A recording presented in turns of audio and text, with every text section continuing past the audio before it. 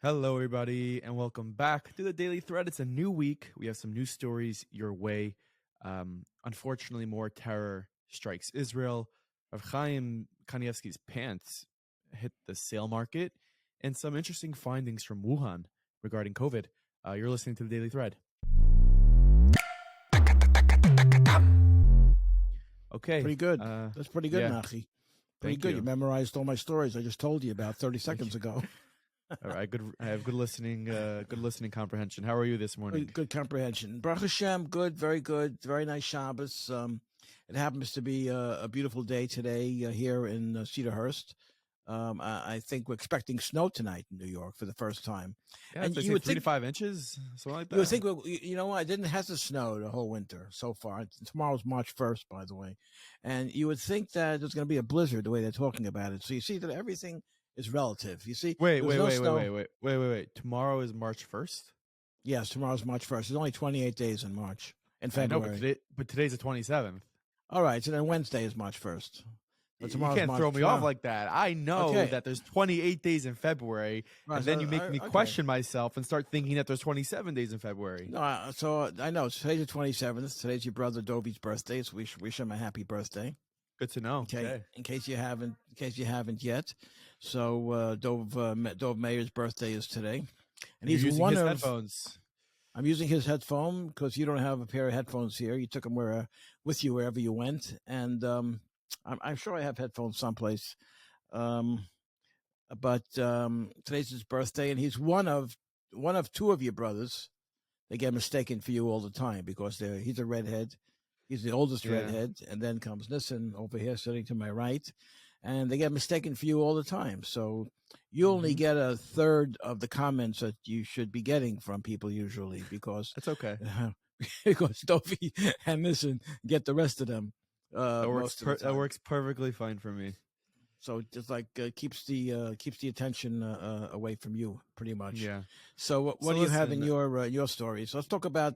So you know what? When you opened this morning and you said more terror attacks in Israel, and since we haven't been on since Thursday, you know what? I bet people that are listening to this that don't read the news regularly are thinking that you're talking about yesterday, when two brothers were murdered sitting in their car in Huwawa.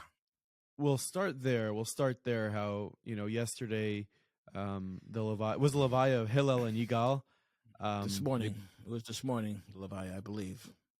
Oh yeah, you're correct. It was the Levaya took place on Mount Herzl Cemetery in Jerusalem. Some of those who attended were Defense Minister Yoav Gallant, Finance Minister Bezalel Smotrich, Construction Minister Yitzchak Gunkov, and Simcha Rothman.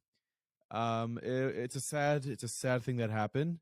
Two brothers in the West Bank were gunned down by Arab terrorists, and it's in a location where Jews and Arabs were, so to speak, living side by side, passing by each other on their way to work. And I've driven those roads. I used to drive in Yehuda and Shomron. I used to rent the car and used to drive in Judea Samaria. I used to drive to Hebron. It's about a 40-minute drive from Jerusalem, and you go through probably 4 or 5 Arab towns. But yesterday there was a traffic jam there. I don't know what it was. Maybe it was the end of the day. Maybe people were going out of work. They were stuck in their car. They were stuck in traffic, and someone took the opportunity to go up at point blank range and shoot these two brothers to death. Well, maybe the traffic jam was caused as a way to do this. Is that possible? No. They were stuck in traffic. You know what? I've been stuck in traffic, and also it looked scary. For example, I remember years ago we were on the way to Kever Rachel, for example. So you pass through the entrance to the Arab part of Bethlehem, and you're stuck in traffic. You can't move. Cars behind you, and the Arab workers who work in Israel, don't forget, tens of thousands of Arabs are allowed into Israel from Arab towns and from Gaza as well, in southern Israel, and you can get stuck in traffic. And this terrorist took the opportunity to murder these two brothers, and it's like I said, I've driven through these towns, and the roads are wild. There's really no traffic laws. There's speeding, because I heard that. the IDF had an issue getting to this location because they had to. It wasn't easy. Once the shooting was reported, it took the IDF some time to get to that place due to the traffic, also due to the complexities of it being an Arab territory. So it posed a security concern. And then what ensued is a lot of violence between the Jews of Huwara and the Arabs. Well, there's no Jews living in Huara. I don't know what community is, but there are Jewish communities. Habracha, where these two brothers lived, is very nearby, and I believe they were both in pre-military schools, or I think maybe one was 22, one was 20. So I think when you're in the Hesder Yeshiva, you're a lot of Israelis go into the army at 18 or 19. But when you go to yeshiva first, when you go to Hesder Yeshiva, your military service gets delayed a little bit. That's will explain why they're being buried in the military cemetery on Har Herzl. Yeah, But from a terrorist point of view, they see every Israeli citizen as if not a past member of the IDF or a present member of the IDF, and they see young children as future members of the IDF, which means that in their twisted way of thinking, they see it as a legitimate target. I'm yeah. sorry And to this I'm sorry to say. and this morning, a 25-year-old man was critically injured in Yeah, a shooting attack on right. Route 90 near Beit Harava. Yeah, Um, you see that story? yeah, Man Magen critically David wounded in Adom shooting. and United Hatzalah volunteers were on the scene doing CPR on the victim, who was rushed to the Hadassah Mount Scopus Hospital. The IDF is searching for the terrorists. Um, And there was over the weekend there was meetings in I think it was in Jordan. Jordan with Egypt, members of the Palestinian Authority, Israel, the U.S. had a representative there. I don't know who else did, and they decided to try to take steps that could restart, at least preliminarily restart, talks between Israel and the Palestinians, which have been ongoing now for I don't know 55 years. Starting and stopping, and of course the Palestinians make almost no concessions, and Israel makes very significant concessions. It's not tied to yesterday's event, So but one of the concessions that Israel made to the Palestinians is they're going to reduce the IDF presence in the territories. tell Less me roadblocks. tell me what I'm missing. Tell me what I'm Well, missing because first of because all, I feel like every week we come on this program and literally it's almost been every week we're talking about another terror attack that took Jewish life. Um, tell me what I'm missing. How much longer is Israel supposed to withstand okay. Well, such? I can't tell you everything that you're missing, but I can tell you one thing that you're missing is that 50% of the state of Israel sees this as a result of the provocation by Jews for living in what they consider to be Palestinian territory. Okay, so that's 50% of the population. That's What about about the four Israeli million people. government? That's about 4 million people that believe that. The Israeli government is split too. Okay, you have the Smoriches and the Ben Gvirs and the Avi Maaz and others, but the religious parties, United Torah Judaism, they are the best way I could describe them. They're indifferent. They would have a hard decision to make if Israel had to do something dramatic like withdrawing from territory in the interest of peace. They would not. What I want to say is they would not necessarily vote against it. Okay, so what you have there is what you have here in this country. You have a divided country. People are divided. So you can't tell me that the answer is a simple answer: crack down, and just go in there and crack down, and just one of the Knesset members, Tzvika Fogel, said, just go in there and erase the town of Huwara. You know, that's a good angry reaction. What was You what was know, his what was his statement responded with? Like, did people respond to that? well, I think he tweeted it number one from what I read this morning, and then Smorich, what did he say Retweet? when you when he yeah so Smorich retweeted it. Is that how it works? You retweet That's how it works. something, Yeah. and that shows you endorse it. So Hmm. Smorich retweeted it, and then he had to withdraw that under pressure because basically you're calling for vigilante violence, and Israel is a country of laws, and there has to be laws. First, they have to find the shooter. They haven't found him yet. Now, the next big debate is whether there should be a death penalty for terrorists who murder people in Israel. Yeah, we've This spoken guy will about this. this guy will be captured. He'll be put on trial. What's going to happen to him? The two boys now are gone. They're on the Elama Emes. They're in the next world. Sacrifices. Sacrifices for Am Yisrael. So, in a And of sense, course, they're all, I don't know. Itamar Ben-Gvir's response, he spoke to Netanyahu in his response to the terrorist attack, which claimed the lives of these two boys, is, our response is to build more settlements. And that's what we're going to do. We're going to build more. yeah, but they also agreed in Aqaba in Jordan when they met over the weekend that there's going to be no building for the next 4 to 6 months. What happened to not negotiating with terrorists? Is that just an American thing? Listen, when your next door neighbors on both sides are terrorists, what are you going to do? Not talk to them? I mean, but think about it. What would America? I'm just thinking, like, what would America do if this was, on the border of Arizona, coming out of Mexico, were projectiles and rockets and knife attacks? What would America do? America would concede. America would probably wipe out Mexico. You know what, Naki? Worse is happening on the border of Mexico. 7 million illegals have already flooded the United States. That's not worse. Hello, there's a fentanyl crisis that's killed over 100,000 people in the United States. A fentanyl that comes across the Mexican borders.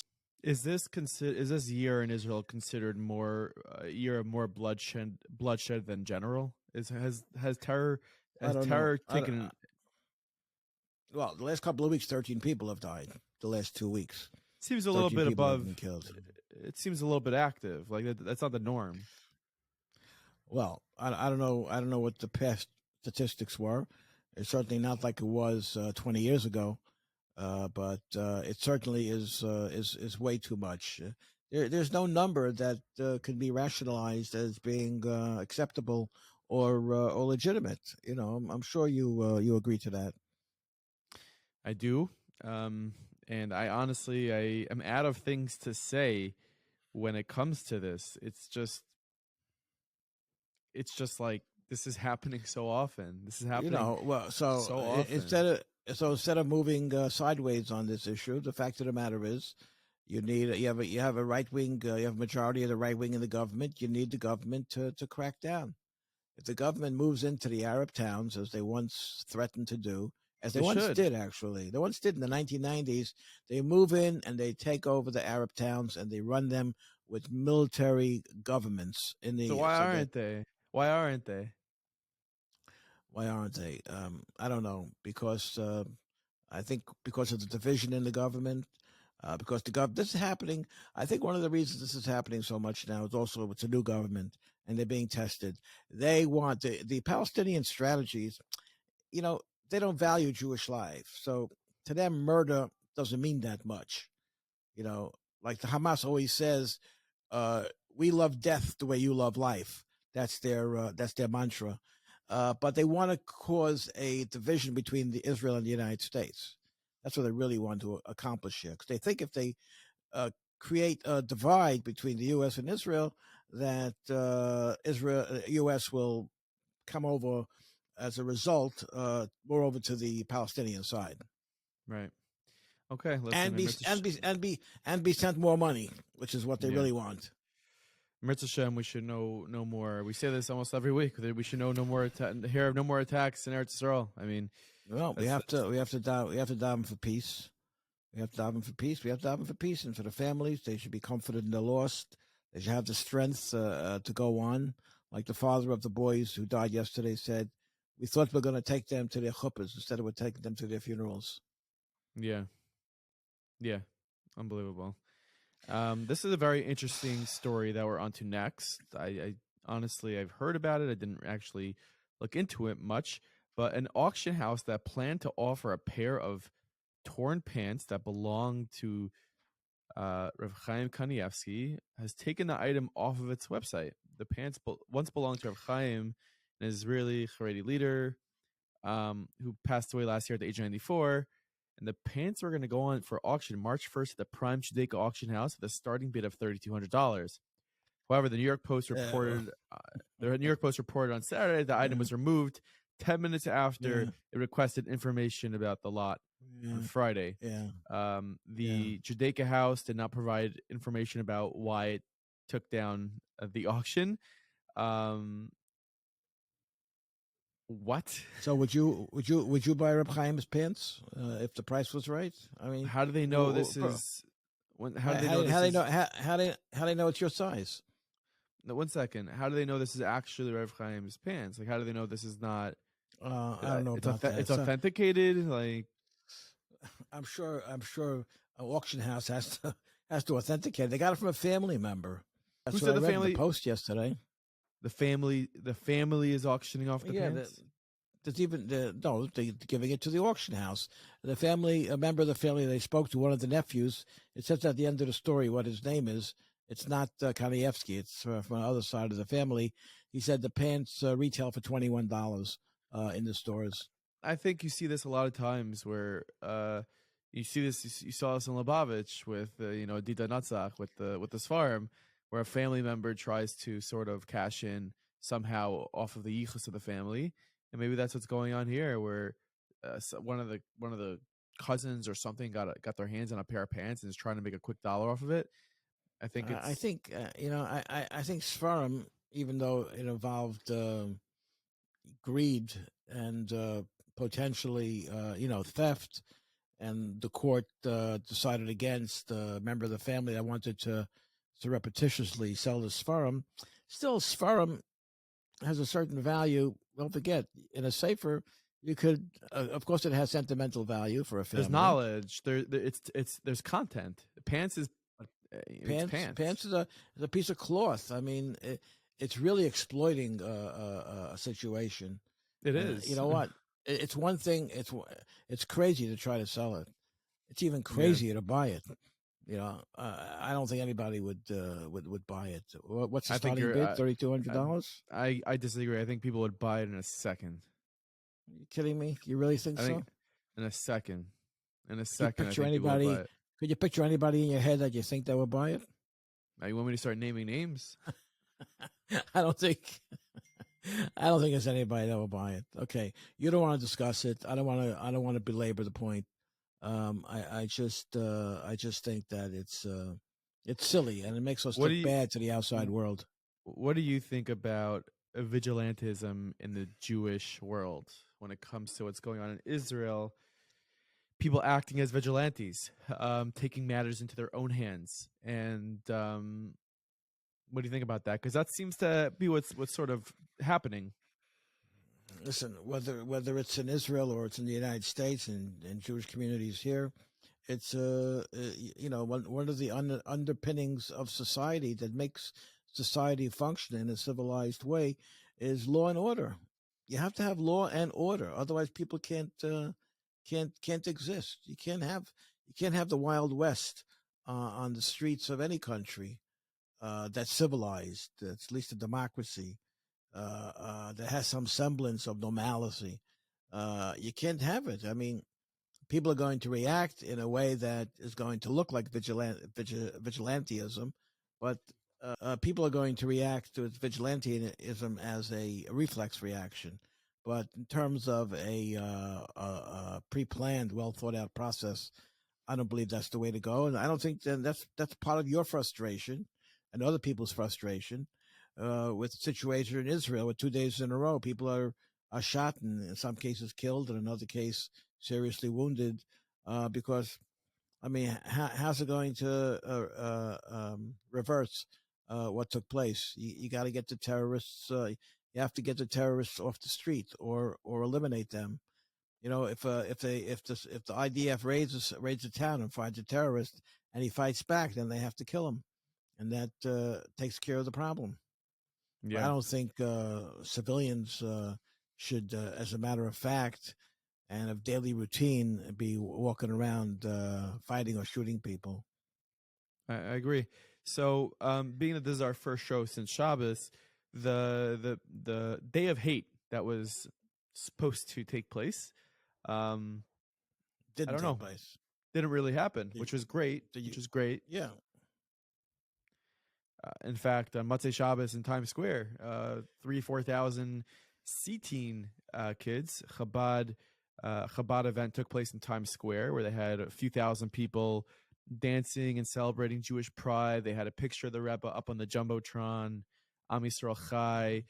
It's pretty incredible. And do you know what? I was driving actually the other night I came out of the Lincoln Battery Tunnel and I saw what It's that the person Lincoln had Tunnel sent or the us. battery.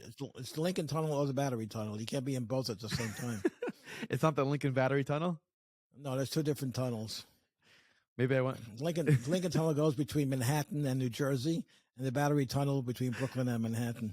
So I went through the Battery Tunnel. Actually, I don't know. I don't know which one I went through. I think it was the Where were Battery you coming Tunnel. from? I You was probably going. coming to Brooklyn. You coming to Brooklyn, then you went through the Battery Tunnel. So I think it was Battery Tunnel. Yeah. You might have gone through both actually. If you're coming from You know New what? Jersey.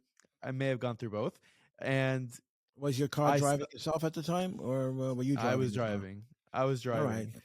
And if the car would have been driving itself, at least it would have registered where it was. But with you driving, you don't know where you were. Yeah, we could talk about your driving if you want. You want to talk about my driving? My driving is fine, but what do you want to talk about my driving for? I've heard you've. I heard that, sometimes those orange cones in the middle of the tunnel, you think you're supposed to knock them all down like a video game. No, it's not true. No, it's not true. That's not true. That happened once. First of all, they're rubber and they're very expendable. So they're very inexpensive. Are they rubber? Also. Because they look like metal. They're not. They didn't do any damage to my car. How many did you knock down? It was a very sharp curve. How many did you knock down? If you knock them down, they bounce right back up. How many did you knock down? I don't know, 3 or 4. I don't know. I don't know why you bring that up. No, I was saying that I saw the billboard of the Rebbe. Oh yeah, you did. Yeah, it's incredible. Really? Where is it? Coming out of the Battery Tunnel? Right when you come out of the Battery Tunnel, I think we should pivot. I think we should try to raise the Super Bowl money, but I think we should do billboards because it's so cool. You're driving and boom, welcome Mashiach, and you see it's really Anyway, tomorrow is the 7th of Adar, Moshe Rabbeinu's yahrzeit. So wow, okay, that's a biggie. That's a biggie. It's also his birthday, by the way. Moshe Rabbeinu was born and passed away on the same day. So, if tomorrow morning you're not going to say Tachna in the shul, in most shuls, I think probably no shuls. Some are not going to say because it's his yahrzeit, and some are not going to say because it's his birthday, maybe, or maybe a combination of the two. So I bet you'll find some shuls saying Tachna. No, like I don't think yeshivas so. aren't going to say Tachna. No. I don't think you're going to find any. I don't think you're going to find any. But I want to also tell you another point. I don't want to belabor the point because it's getting late and we can talk about it more tomorrow. But also this week's Parsha's Tetzaveh. It's the only Parsha since Moshe Rabbeinu was born in Parsha Shemos that doesn't mention Moshe Rabbeinu's name. So I always found it intriguing that usually the week of his birthday, and more importantly, because it's observed, I think there's more emphasis on the observing of his yahrzeit.